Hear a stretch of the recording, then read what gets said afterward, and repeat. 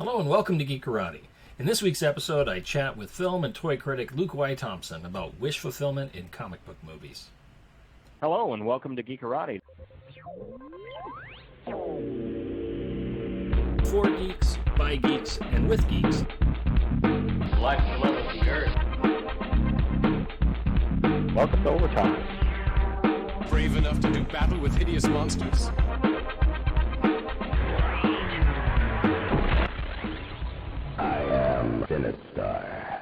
I'm here with my friend Luke Y Thompson. He's a film critic who has done work at a variety of places, including currently working at Superhero Hype, Synagogues, Slash Film, and the AV Club. He's got a review out right now about the new film with Ben Affleck called the Hypnotic film, the Robert Rodriguez film. And we're here to talk today about wish fulfillment and superhero movies and superhero animated films and television shows and things like that. So, Luke, welcome to the show. How are you doing today? I'm doing good, Christian. Thanks. And I hope we fulfill a few wishes of whoever's tuning in, that we give them decent content. I always hope that's the case. But you've got a rich and long history of writing about superhero films and covering them and various other elements of the superhero verse, action figures, things like that. So I think you'll have a good perspective. Now, you and I were chatting on the internet, as people do from time to time, about your experience as you were getting ready and in the process of reviewing the Fleischer Superman shorts, that you noticed something about the way that they portrayed or were wish fulfillment that you think doesn't happen as much in modern entertainment. Could you explain that a little bit to me? Yeah, absolutely. I think a lot of what you see in superhero movies now, you have obviously superheroes versus supervillains, and usually the supervillains reflect some form of the superhero's insecurity, and you can easily make parallels to the reader and the viewer having similar struggles in real life, but the parallels in those old shorts are more direct. It's like, here is a thing people are actually scared of, whether it's the Nazis, whether it's industrialization, whether it's crime. Superman comes in and solves it. And that's sort of that sort of very basic wish fulfillment of, here's a problem, I wish a hero could take care of it. Well, for 5 minutes in this cartoon, he does. That's exactly what he does. And it's partly because they hadn't come up with the idea of supervillains yet. So the villains are, sometimes they're mad scientists, sometimes they're natural disasters, other times they're scary animals that the public at large has never seen in person but has heard about. Like, this is before Godzilla, but there's one short where they thaw out a Tyrannosaurus Rex, and it's the size and shape of Godzilla before Godzilla.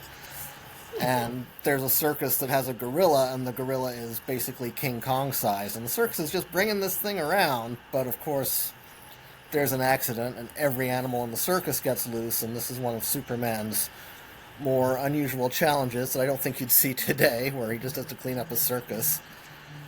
And so, I think, Guardians of the Galaxy 3 does wish fulfillment a little bit, especially if you're a PETA member. It's very much about freeing the animals from animal cruelty. I don't think that spoils a lot about it if you haven't seen it. There are other spoilers about the level of intensity to which it goes. So it's not necessarily as escapist as some of this stuff as you might like to see. But it also made me think about, Christopher Reeve wanting to do Superman 4 only if he could make it about his wish fulfillment issue, which was nuclear disarmament. And then you go through that entire story, and at the end Superman's kind of like, well, you guys have to want to do it, I can't force you. Because that's the only realistic ending you can come up with. Although I think, the first Superman, you do have nuclear missiles, and he stops one of them, so there's a little bit of wish fulfillment in that. He doesn't stop the other, of course, until he turns back time. And even then he doesn't stop it, he just gets back in time to mitigate parts of the effects, which you'd think maybe he could go back further in time to stop the damn missile, and then more than Lois would be saved. But, that kills the drama. In the moment you buy it, or at least I did. I feel like kids today are a bit more cynical about the Donner Lester Superman movies, but when I was a kid, I bought it completely. Well, my kids seem to prefer them too. So I think that the hopeful aspect and the human aspect, I don't want to get too much into the Reeves Superman and the Richard Donner Superman, although I do think that they do have that wish fulfillment in the first one a little bit, and as you said, the fourth one, which is not Richard Donner and is a Golan and Globus production, and we all know what that means. It means that it is the best film ever. It's amazing to think how cheap superhero IP used to be, that Right. could happen. Yeah, but like when you look at that, and when I think of that Superman, and I did want to talk a little bit about Zack Snyder's comments as a part of this a little bit later, so I won't bring them in yet. You'll have to fill me in on the specific quotes because I've only Sure. It's about very his Man of third-hand Steel. remarks. Yeah, sure. These are offhand remarks. They were covered by CBR, so you know that they're there to provoke response anyway. But the thing I love about the Richard Donner films, right, is you've got the John Williams score, but he borrows from Aaron Copland for the Superman theme. Superman's theme song is not identical to Copland's Fanfare for the Common Man, but you can hear the chords, you can hear the tone, and you can hear the note progression that's there. And what John Williams is doing is he is saying that Superman is or needs to be the common man, that the real Superman is Clark Kent, as John Byrne also argued in his run in the comic books, that he needs that human connection, or he potentially could become a villain, right? Yes, he can do the wish fulfillment on stopping stuff, but he can't quite go to the godlike and just control everything, or something breaks down and that character becomes a tyrant. And I think John Williams captured that. And that's something that other filmmakers, and I'm not just going to highlight Zack Snyder on that, I think some other filmmakers have a challenge with that. And I think it's interesting that a composer understood that and was able to represent that musically when it's such a challenge for a lot of people. Because, right, what's the thing you hear most frequently, and I think this goes directly to your wish fulfillment, by the way, is that Batman's a far more complex character than Superman. It's not necessarily true, but if you look at them from the period of time when people are making this complaint, more recent, right, and the kinds of things that the characters get to do, Batman gets to beat up criminals who are more of like an immediate threat or a perceived immediate threat to us on the daily, whereas Superman is dealing with either abstract cosmic level villains or like global crises, right, that are sometimes too big for us to imagine or fully grapple with. I don't think the shorts themselves take Clark Kent as the real person, because Clark Kent, and one thing I noticed, and I delve into it a bit in my review that's probably out by the time you read this, Clark Kent in this would be fired from his job as a journalist immediately, because he never takes any of the stories for himself. Lois always gets the better of him. She always gets the story. He does nothing, and at least in some of them nowadays, he sort of beats her to some of the stories, and she can't figure out why. But, you know, it is the 40s, so maybe just because he's a man, he can be as completely incompetent as this and not be fired. But I think Fleischer's take is very much that Superman is the real character and Clark Kent is the alias. But John Williams isn't the only one who borrows. There's a scene of a dam bursting that is very much taken by Donner, you know, almost Right. shot for shot. Right. Yeah. No, that's true. And I would say that of the things that don't hold up, and because I think most of the Donner films hold up, like 95%. I think that the special effect on the dam collapsing is one of the weak spots on that the practical effects don't work, whereas all the other effects, like the bridge and things like that, they work extraordinarily well. They work to this day. But that one, baby dams don't quite, you know, the frame rate of the water flowing and things like that just is off enough that it gets in that uncanny valley of our ability to perceive. But now I know, like, time, I think it does now. I think Right. our eyes are more attuned now to miniatures than they used to be.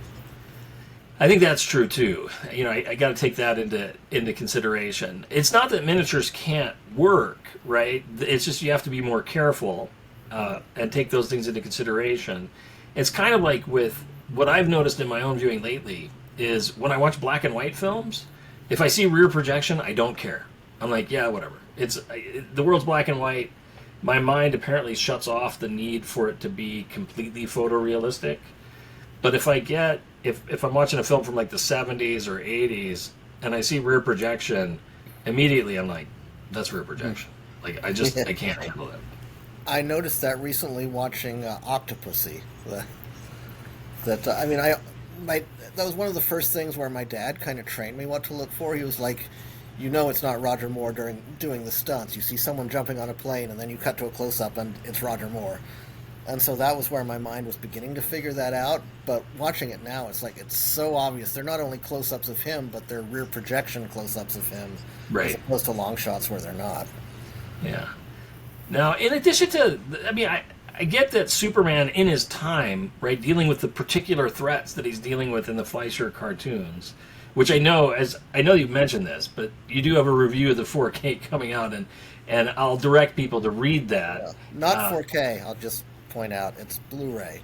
Oh, just Blu-ray, okay. It should have been a 4K, and there's a couple of issues with that, but it's Blu-ray, yeah. And I'm sure you go into those in the review, so we'll let people read them. Not super heavily, because I'm not a super tech head. When it comes to Blu-ray reviews, I'm not one of those guys who's a super tech head and focused on that stuff. So I'm more of an editorial kind of person. But yeah, right. And what the added content and things like that.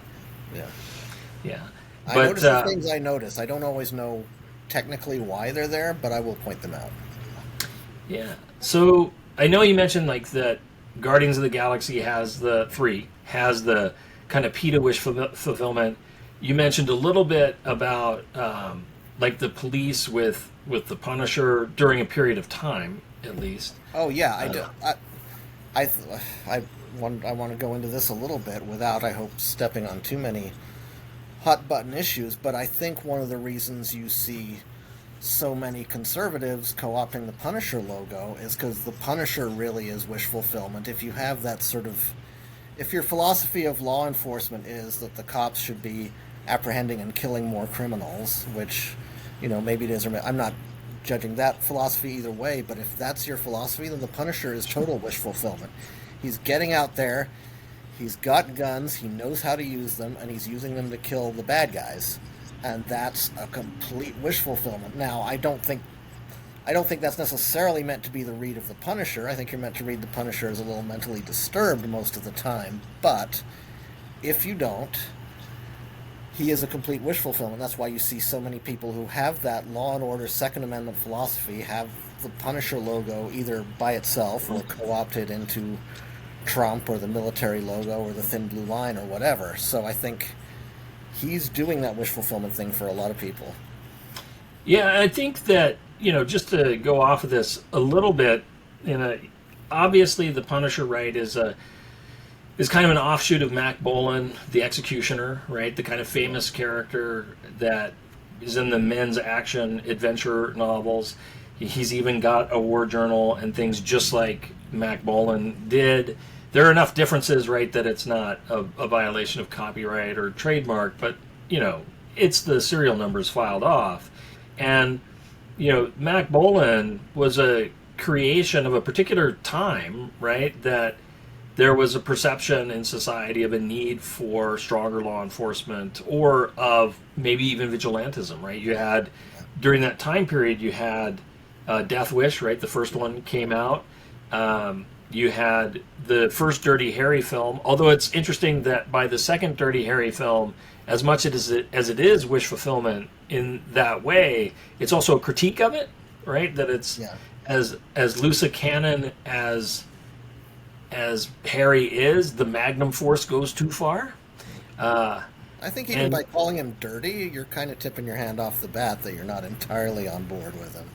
Right. It's I think that those are like they're making an argument for maybe stronger but not so much stronger law enforcement, right? That there's lines, and you see Harry, of course, cross those lines too, and usually at a consequence to one of his partners. I think a big thing we've lost in movies and everything else, which Walter Hill really got, and even TV shows like The A-Team got, is that being the vigilante takes a toll. These people are kind of damning themselves by being in this role, but they're your only protection against something even worse. And nowadays we've lost that completely. And if you have a character like that, Mel Gibson sort of plays these roles all the time. Dragged Across Concrete is one where the director doesn't help his case by being such a provocateur, but it's one where you can see that these characters who are positioned as the good guys are corrupted and they've sold their souls, but they're all you have against people who are much, much worse. And I think even wherever you stand politically, we've lost that sense that to step into this role is to lose a bit of your soul, but you're doing it for the greater good. Yeah, and I think you see that a little bit like in the evolution of the Punisher over time. And I know your focus is in the movies, and I'm going to go a little bit into the comic books, right? That the Punisher initially was a villain, right? He's a Spider-Man villain. He's on the wrong side, so it's a critique of Mac Bolan.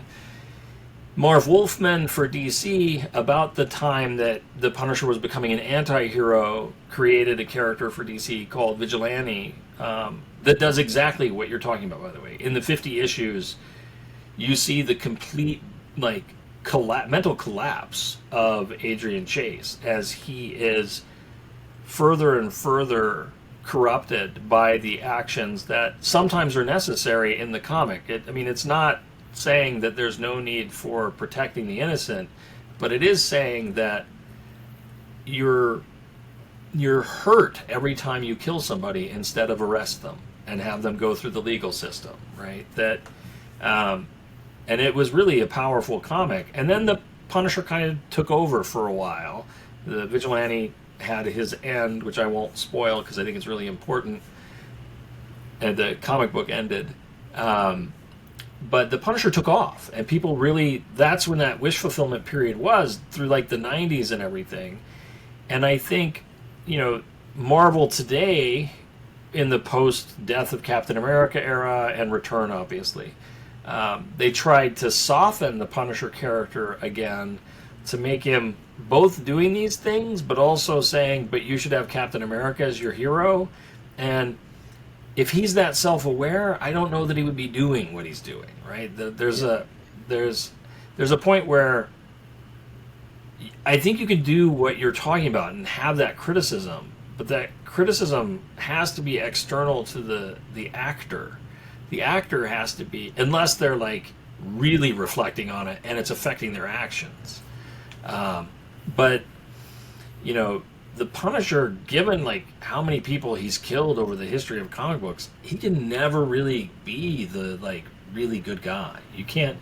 There's no face turn for the Punisher that quite works perfectly. I think early Spawn comics had an interesting way of handling it, because it's yes, Al Simmons is a former assassin, and yes, as Spawn, he's a vigilante somewhat, but he also knows, because he's in the battle of heaven and hell, that everyone he kills is going to bolster the armies of either heaven or hell, so it doesn't end there.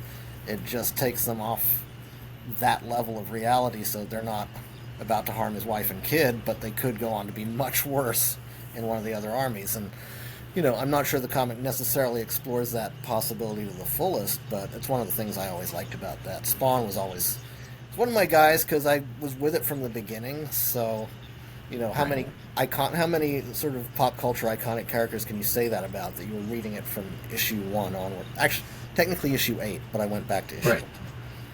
Yeah, no, and I think that's a good one for this too, because the Spawn is a kind of character dealing with kind of sinister, great evil in society.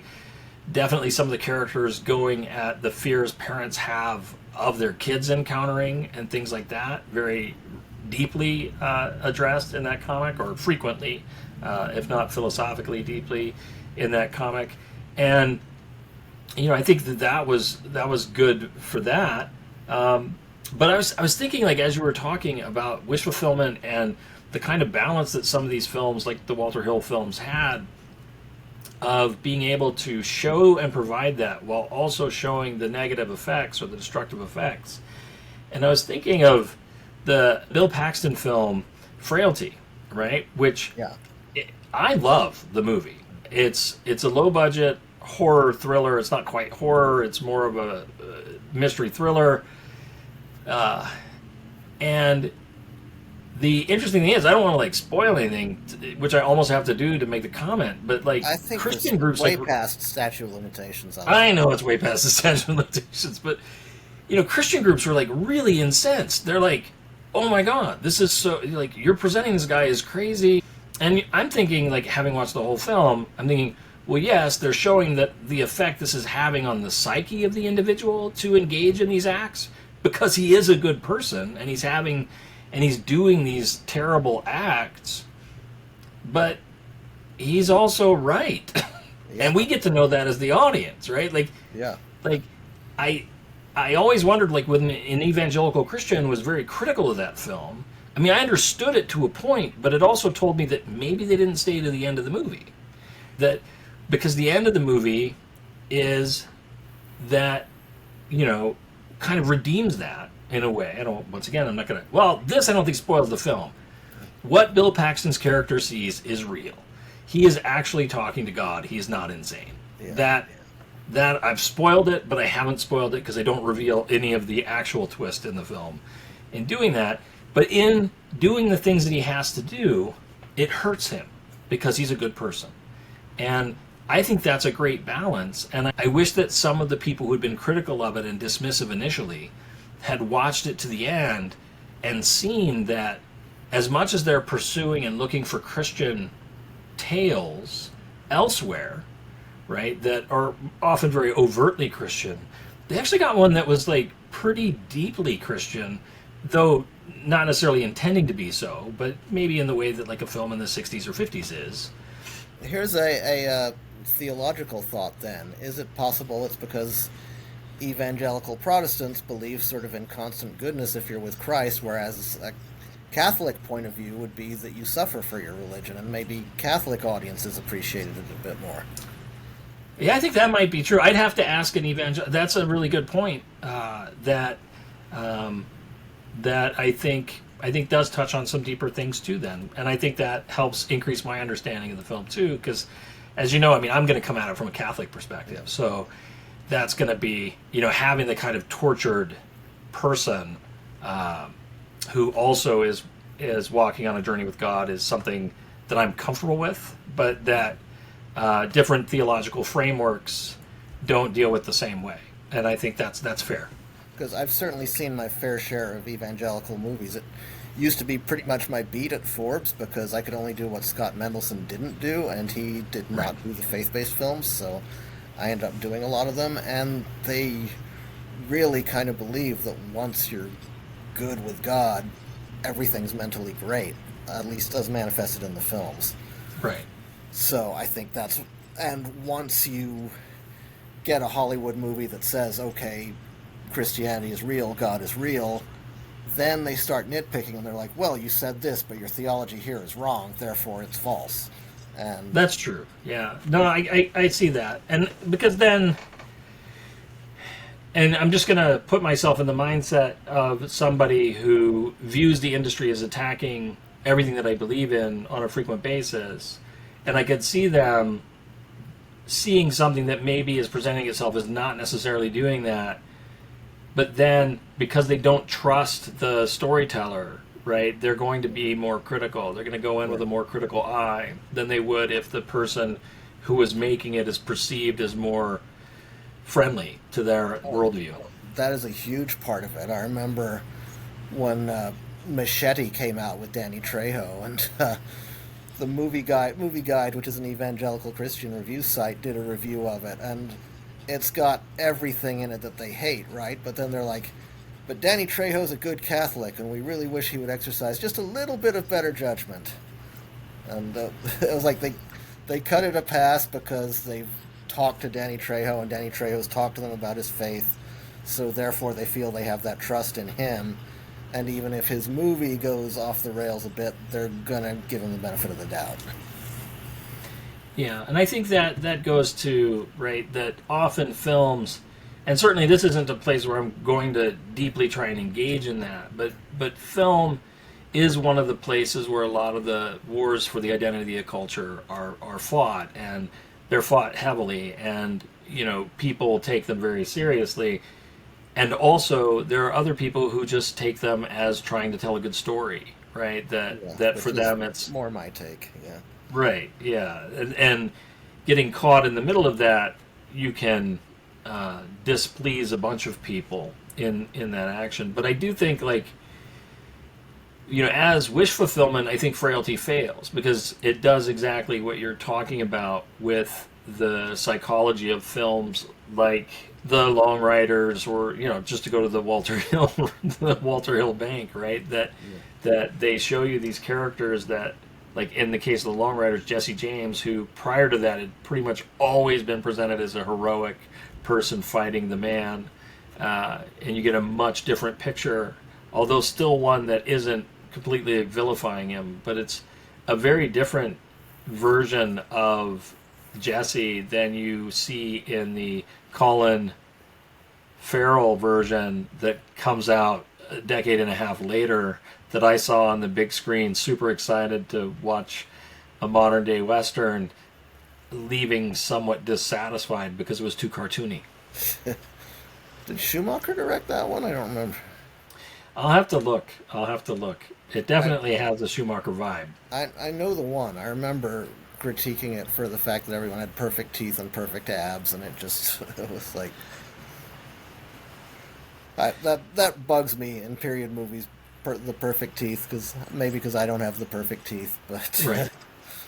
It's easily I was in a movie where I played a total white trash character, and they painted stuff on my teeth so they can make it look bad. Right.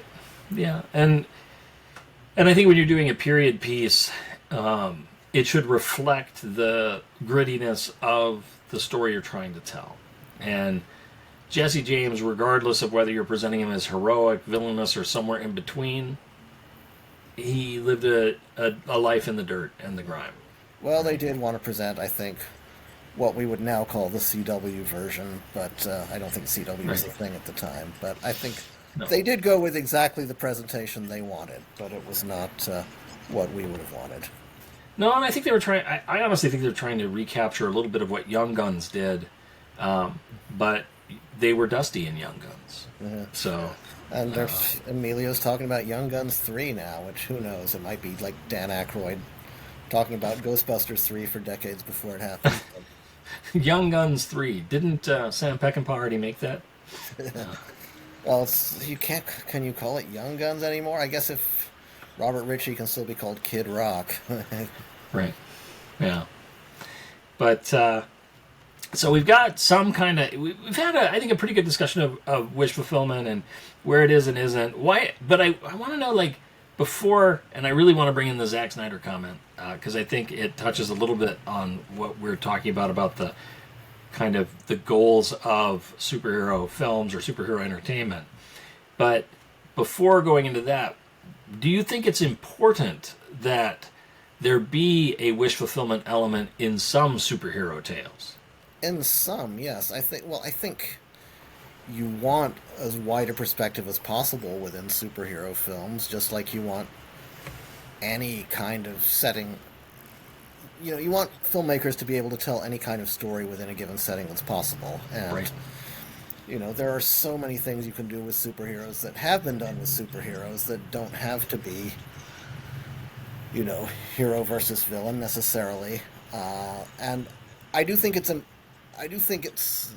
if it's not, I don't want to say necessarily important because I don't place the same, as we were talking about earlier, I see these as stories. I don't necessarily place a moral value on them one way or the other, but I think it sells. I think there's a demand for it. So to that extent, it's important. And I think there's a need in some of us at some times, others fewer times, and some all the time, yes, for that wish fulfillment element to be part of some superhero movies. Right. I mean, like, I think it's like for me, like for some wish fulfillment on like justice being served needs to be a part of it. And for me, like when I watch a superhero thing or read a superhero thing, I really need hope, right? I want there to be some core of hope in it because I think that for me, that's what the superhero represents, is hope even in darkness. But this gets me to the Zack Snyder comment. Right, and this is once again it's CBR, so they are trying to provoke discussion, certainly. with this, as that's their goal. But he says that Zack Snyder said that audiences don't understand his films, that he gave them this sort of hardcore deconstructivist, heavily layered, experimental modern mythological superhero movie that you really need to pay attention to, and that was not cool with them. Well, I actually had a comment on this that I will repeat in a moment. I just want to say first, I do like Zack Snyder. I do think there is more going on in some of his films than people think, but my reaction to that comment is, I think every comic should be like Watchmen, and I didn't even really understand Watchmen. Yeah, see, for me, I don't know. Like, I view Dark Knight, which I know is super influential for Zack, and he can't even say it isn't, since he lifts so much from it. Comic book, just to clarify, yes. not Christian Bale. Yeah, not the movie, not right. Yes, not the movie, but the comic book Dark Knight Returns is so, that Frank Miller vision of Batman and Superman is so ingrained in what he's doing with this mythology that, I mean, he's right in calling it deconstructivist because that's what Frank Miller was doing, but Frank Miller also wrote things about Batman and stuff that weren't. Right, he wrote non-deconstructivist superheroes, a great run on Daredevil, which wasn't. And I think things like Watchmen and Dark Knight Returns and Identity Crisis, all three of which, by the way, are created by people I really like as creators in general. And while in the case of many of them, I still value them as individual works of art, isolated from the later effects, I think that too many people tried to emulate them or recreate them or be them, when what makes them work is that they're different from the rest of the medium or Yes. different from the rest of the genre. Yeah, and also, you have to have something constructed before you can deconstruct it. Right. So, with Zack Snyder's Watchmen, which I'll give a little more credit to than I just did, but the 4-hour cut I do like, and it made me wish there was a 6-hour cut. He's got Ozymandias as sort of a deconstruction of the Schumacher Batman, right? So there's a tradition of comic book movies that he's somewhat trying to deconstruct, but when he got to DC, there wasn't anything except the Nolan Batman movies, which he's not really trying to deconstruct at all. So you can't, or to put it another way, for me, now that the Dark Knight exists and my head comic book version of Batman is pretty much that, I'm okay with a bunch of different Batmans. When the Michael Keaton one came out in '89, I was mad at it for all its merits and for all its hype, because Batman killed and the Joker wasn't Joe Chill and, little things that do not bother me anymore, because it seemed like that was going to be the definitive Batman, and like Christopher Reeve, that was going to be the only Superman of my lifetime, that was going to be the only Batman. Once there's a version that's acceptable to the audience, I think they accept then twists on it a lot more. I think you can make just about any Batman movie now, like the Lego Batman movie, for example, or, Teen Titans Go to the Movies with Batman. You can do all that because one of the Batman movies that's come out already is pretty close to your version of Batman. Right. Yeah, and you've got that, I was going to add to your list, right, the Titans TV series as well, right? Yeah. That goes into, an even different version of Batman. So there is, a Batman for everybody. But I think, with his Superman, it's interesting. He didn't actually go as far in deconstructing Superman as, say, Alan Moore did. And I'm not talking about Alan Moore in his more, deconstructive self. I'm actually talking about Alan Moore in his run on Supreme, where he just presents all the different versions of Superman, every era's Superman, just whichever one he wants to tell a story about. And in doing so, he is deconstructing the character. He's showing he's not stable over time, but he's also retaining that kind of good core. And I think if you take out the good core of Superman, which Snyder doesn't do as much as people accuse him of, though he may have been going that way with that alternate future that is shown, well, you just make him a villain. And you make him the most horrific villain because he's the most powerful. Yeah, you make him Homelander, basically. Yeah, exactly, right? And Homelander is a deconstruction of Superman. And I think those kinds of deconstructions work, as they did, say, with Watchmen, when Alan Moore wanted to do Watchmen, he's like, can I use the Charlton characters? DC had the temerity to say no. You could do it about characters exactly like them, but you can't use them because we want to use them. So, you get the comedian instead of Peacemaker. You get Ozymandias instead of Peter Cannon, Thunderbolt, etc., etc., etc. throughout it. And if you were familiar with the Charlton, which I wasn't at the time that I read Watchmen, but you become familiar with them later, you see, oh, okay, Rorschach is a deconstruction of the question and is a criticism of objectivism, and you can see that, and you're like, oh, that's kind of cool. But he wasn't allowed to make it that character itself, right? And I think that adds a certain weight to it, and it maybe also makes it more acceptable, right? It lets it sneak in a way that it doesn't when it's the character that you love. But to be fair to Snyder, I know he gets a ton of flack for having Superman kill Zod in the movie, but that's what Superman does. Superman has killed Zod more times than I can recall off of just basic memory. And one time on screen as well, Although back for the longer cut, but... Yeah, unless you think somebody can survive just being shoved into the Arctic Ocean when they no longer have any means of protecting themselves. Well, the TV cut, to be fair, did have footage of them being picked up and arrested. Sure. So, but that's only one cut. Yeah, I'm just saying, they're done for, but they're also that kind of existential threat. I mean, what do you do with it? What does Superman do with an existential threat? Well, he should eliminate it. It's an existential threat, which I think also goes to why Reeve wanted to do the nuclear disarmament story, right? That's an existential threat, so he would try and solve that.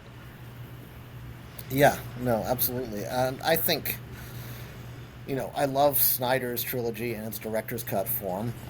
Man of Steel is the only one that's, I think, straight theatrical and has no director's cut. I think it's a great take on it. It's not everyone's take, and James Gunn will probably have a take that's more palatable, but it does drive me nuts that my fellow Snyder fans insist that there now have to be two more when Snyder is clearly moving on to other things and he's doing more interesting things, frankly.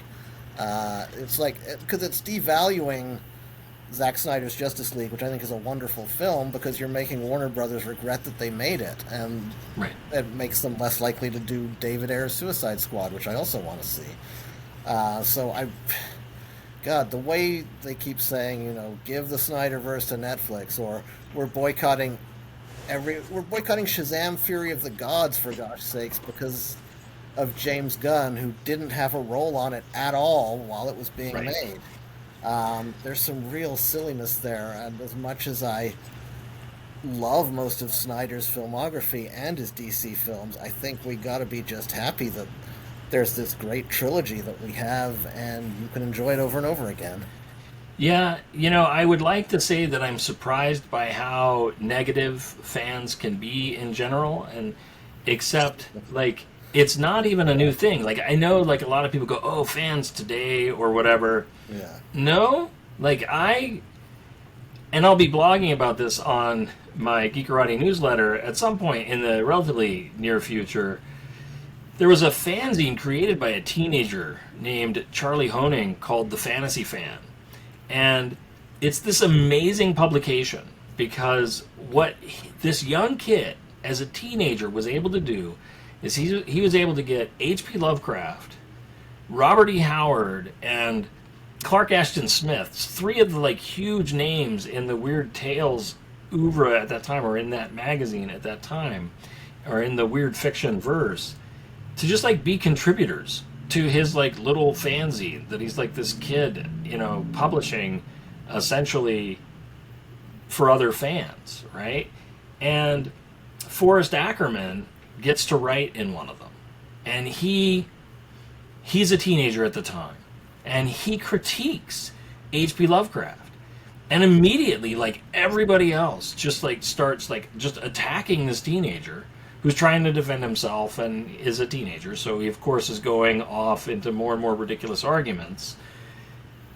I was like, wow, like fandom in 1931 was pretty toxic, and this is in a really niche, narrow area, right? And it's not that they were mean or cruel people, right? What it really is that they take this subject matter so seriously that they become deeply emotionally attached to it. So that can lead to, when it becomes a part of your identity, that can lead to just some real backlash. And I think we see that with the Zack Snyder fans on the Justice League films. And I feel this a lot because I'm a guy who lived alone for 10 years without much hope of that changing. And one thing I can say from experience is when people need to love, and when you don't have a person for that, it goes somewhere. It goes into something else. It goes into your fandom. It might go into sports for some people. It could go into movies. It can go into Zack Snyder movies specifically, or comic books, and that becomes something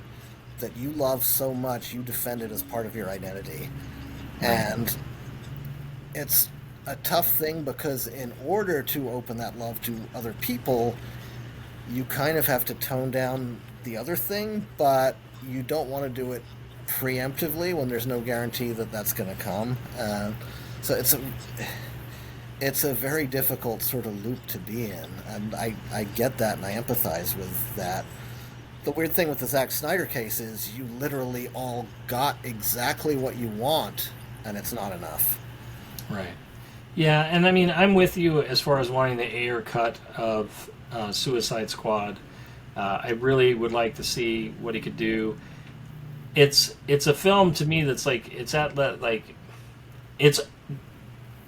I like a lot of elements of it, like a lot. And then there are other elements that I think they're too quick and don't develop enough.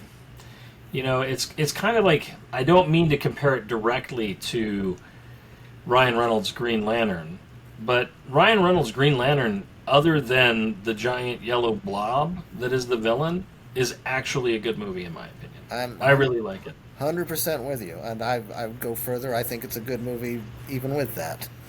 Sure, I'm just... But for me, I will acknowledge that it's because it reminds me of the Green Lantern comics I read as a kid, which were the Silver Age ones, and I didn't necessarily have the most representative sample. I would just get given random comics by well-meaning parents, and they were one-offs. I liked DC better as a kid because they were mostly self-contained stories, and Marvel had intricate callbacks to everything. So the Hal Jordan that I remember is more or less the one that's in the movie, and I know he's not true to the comics in other ways, but he's the one I remember, so I give it that. Suicide Squad, I genuinely liked. I liked the longer cut even better because I think it expands the themes more, but everything I hear David Ayer say about it makes me want to see his version even more, because I want to see his take on it. I think they had a good idea in getting this director who has this very specific vibe and very specific milieu that he likes to make films about, right, and layering that on top of DC just for one movie is interesting to me, but that's not really quite what we got, although I love Leto's Joker a lot more than most people do. Yeah, I mean, I think Leto's Joker is a version of the Joker, definitely from the comics, and I think it's a kind of interesting one, and it goes between. I know that you're big on highlighting how you wish that more of the Jokers would behave like the Jack Nicholson one, where they actually used the big gags that he used in the comic books, and I agree with that. He's definitely not in that vein, but he also is kind of a natural extension of the kind of narcissism that often or sometimes the Joker has been portrayed as having in the comic books in a really effective way. He's also the only one that doesn't have an affixed smile. Like, the Joker to me is a guy that's smiling all the time, but it's not a forced smile. Every movie version, it's been scars or a bad facelift or whatever. And Leto is just like, no, he's just kind of happy all the time. He does smile a lot, but he doesn't always smile. Right. Yeah, and I like that too. I mean, for me, I wish that the thing that I liked more about the Ayer Suicide Squad than the Gunn Suicide Squad is that the squad members were less disposable. That the death of one has potentially more meaning. Now, there were certain characters that Gunn really got me attached to that I worried about and whether or not they survived. So I don't want to say he didn't do that at all.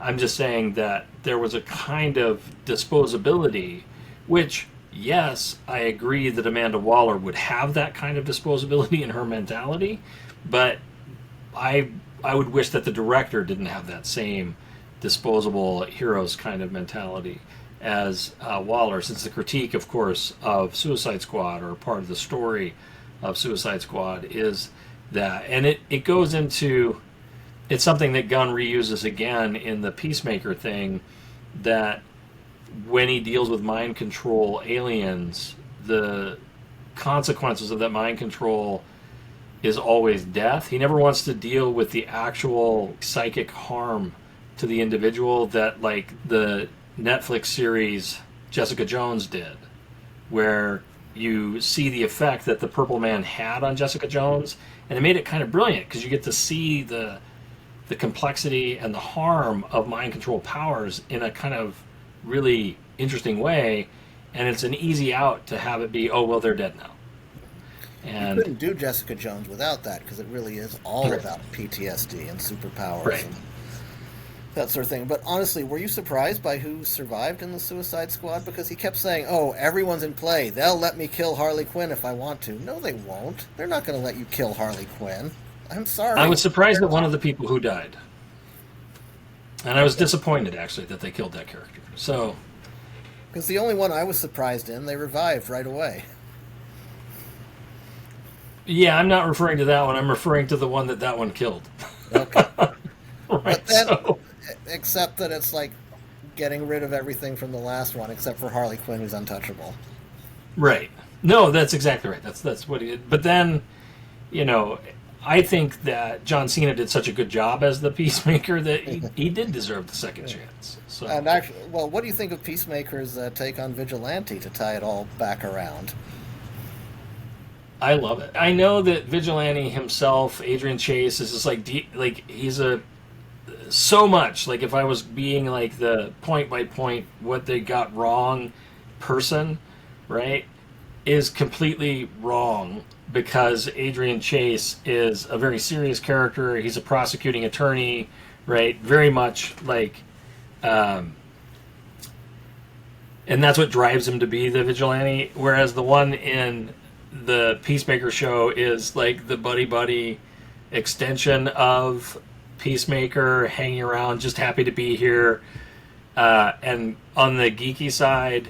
But I thought it ended up working because it has the same critique of being a vigilante as to what it does, but instead of going the dark place that the comic book did, which is kind of depressing, it let it be ridiculous that he's that way. And so it's still the same critique of vigilantism in general, but it's having a little fun with it. And I do think, like, I'm often, some of my friends will say, wow, you really are critical of James Gunn all the time. Like, no, I've been watching him since the Trauma days, right? I mean, like, I like James Gunn, but I'm not instantly going to give him credit for things that he didn't invent. Like, I loved the first Guardians of the Galaxy film, but I read the Dan Abnett comics, so I know that he's just doing a good version of those, right? So he also doesn't really give Nicole Perlman enough credit on those. He kind of pretends that she doesn't exist. Yeah, and but I think he's a very good filmmaker. I do think he has certain notes that he hits, pretty frequently, but I like what he did with Vigilante. I like the direction he took him in making him a little silly while still being able to engage with those topics. It allows that kind of wish fulfillment, coming back to your wish fulfillment, while simultaneously also showing the kind of negative effects, but in a humorous way. It is interesting that I think Gunn gets a lot of leeway to change characters that a lot of filmmakers either don't take or don't have, because his Adam Warlock, in Guardians 3 is not Adam Warlock really at all. His Yondu is so different that they actually made him a separate Yondu in the comics. Right. And his Vigilante is obviously quite different as well. So he does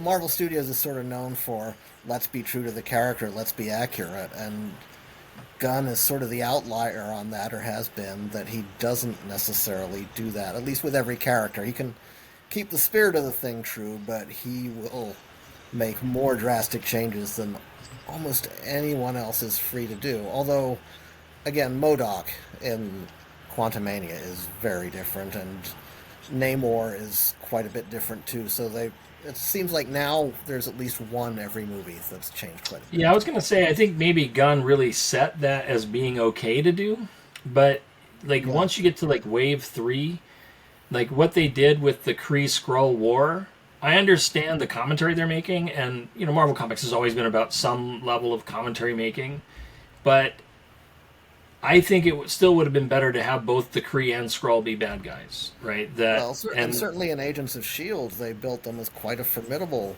bad guy force, and then that all became decanonized because they didn't tell the showrunners about Thanos' snap, and that threw everything out the window. Right. And I mean, as I say, they just changed certain, the Marvel movies, I think with Wave 3, did a couple of things, the way they treated Scarlet Witch. I still think that they done her wrong, really kind of turning her into kind of a tragic character. And she is in the comics. I don't mean to like House of M, which is what they sort of based WandaVision on, I mean, is parallels in a lot of ways into what she does, but it does so without villainizing her in the same way. And I loved 90% of WandaVision. I think it was brilliant in the way that they did that. I just think that they failed to stick the landing properly. And of course, one of the things they did there was they made the Fantastic Four babysitter a villain too.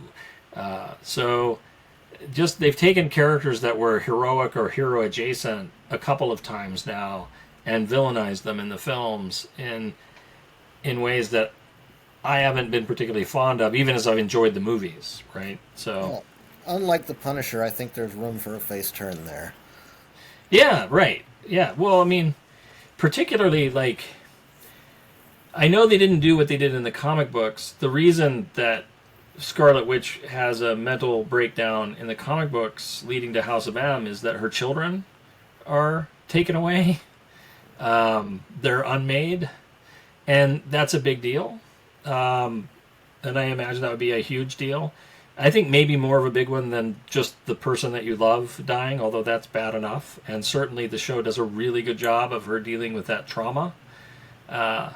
But given the power level they had her at, they could have had everybody there be a product, that she actually manufactured all of them. None of them are real, except for maybe Agatha, if they wanted to go that route, right? Although they also didn't use that ending, right? Because what the end of that is the competition for the Darkhold, right? And those of you who are playing Marvel's Midnight Suns on the Xbox and PlayStation, as I am, know that that's a key tome in the Marvel Universe. It's the Necronomicon of the Marvel Universe.